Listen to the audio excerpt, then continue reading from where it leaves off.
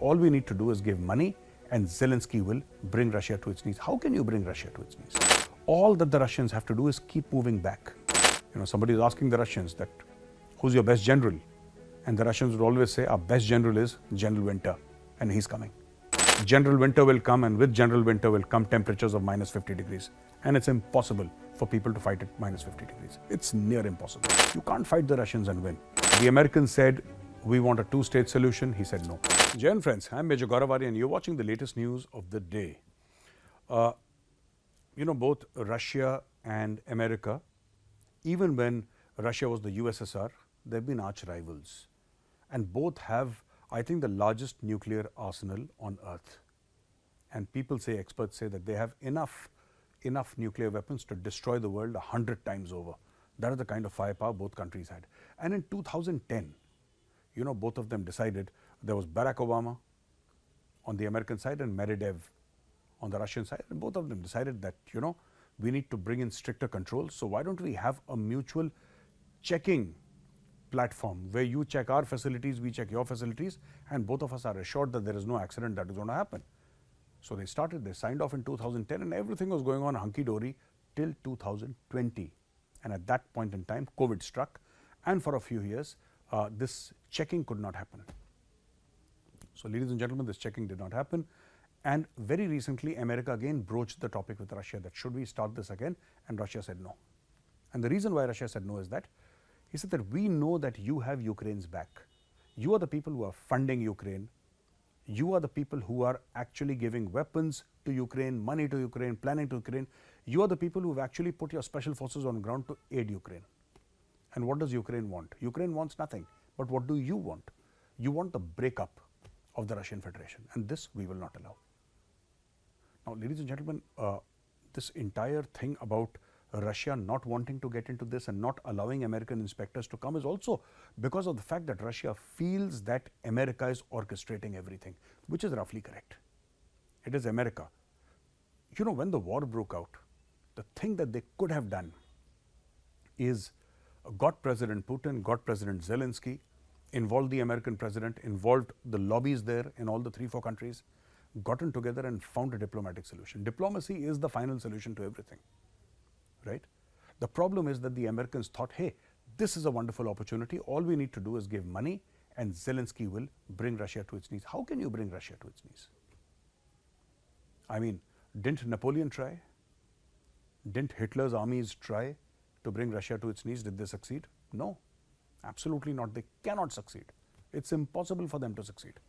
And I'm saying it's impossible for them to succeed simply because Russia is too vast. All that the Russians have to do is keep moving back. They will keep moving back hundreds and hundreds and hundreds of kilometers every week, every 10 days. They'll keep on moving, and they will stretch the lines of communication and supply of the enemy so much that it will snap. The Russians have a famous saying. Somebody is asking the Russians that, who's your best general? And the Russians would always say, our best general is General Winter, and he's coming. So essentially telling the world that you cannot fight against the Russian climate, the Russian weather. General Winter will come, and with General Winter will come temperatures of minus 50 degrees. And it's impossible for people to fight at minus 50 degrees. It's near impossible. Napoleon's entire army was destroyed. The famed, SS Panzer divisions were wiped out. All because of Russia's cold. You can't fight the Russians and win. And I hope the Americans do understand this. The best way to peace is to sit down with Putin and negotiate. Putin can go on endlessly. They don't care. They'll keep on fighting for the next 10 years. And they have enough oil and gas to sustain their economy in the midst of this highly kinetic war. Now, the next news that I have for you, ladies and gentlemen, is about Benjamin Netanyahu, the Israeli Prime Minister. The Americans said, we want a two-state solution. He said no. Now, what is the two-state solution? That Palestine and Israel can coexist side by side. And this is exactly what, the Israeli Prime Minister said, ladies and gentlemen. He said, no, they cannot coexist. And he said, I don't agree with the two-state solution. And I agree with Benjamin Netanyahu, because even I don't believe that this two-state solution is workable. And it's not workable for a simple reason that, you see, over a period of time, what has happened is that, especially in 2005, Israel tried to make peace with the Palestinians. Israel spent $3 billion, got all the Israelis who were settled in the West Bank, they got them back. Ensured that everybody got a house, everybody got land, everybody was settled back in Israel.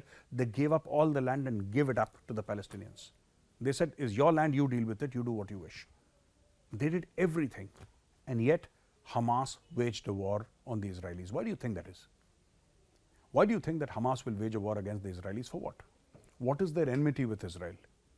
Let me tell you, ladies and gentlemen, the only enmity they have with Israel is this, that the Israelis are largely Jews.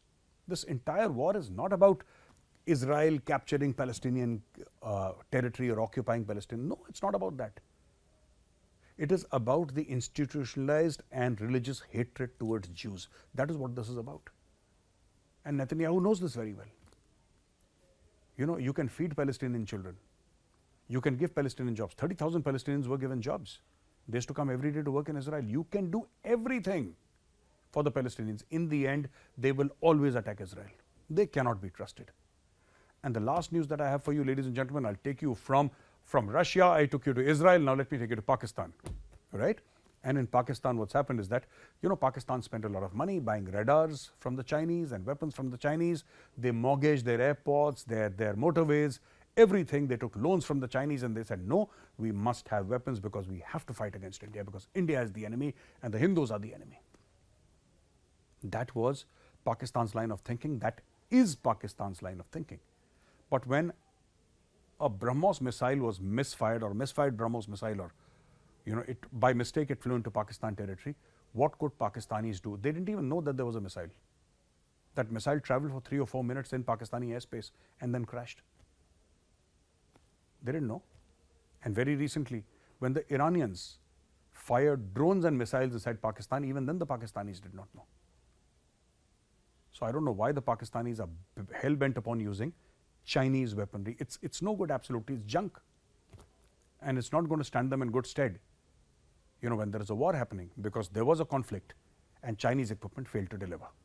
Thank you, ladies and gentlemen, for watching this video. And if you like this video, press the like button. I'll catch you again very soon.